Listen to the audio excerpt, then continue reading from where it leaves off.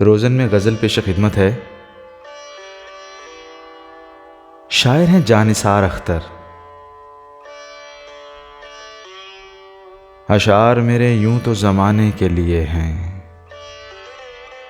कुछ शेर फ़कत उनको सुनाने के लिए हैं। अब ये भी नहीं ठीक कि हर दर्द मिटा दें, कुछ दर्द कलेजे से लगाने के लिए हैं।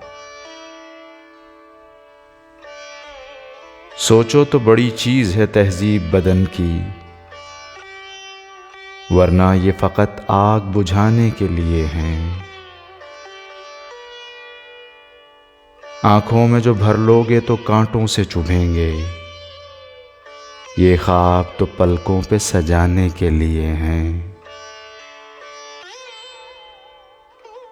देखूं तेरे हाथों को तो लगता है तेरे हाथ मंदिर में फ़कत दीप जलाने के लिए हैं। ये इल्म का सौदा, ये रिसाले, ये किताबें एक शख्स की यादों को भुलाने के लिए हैं।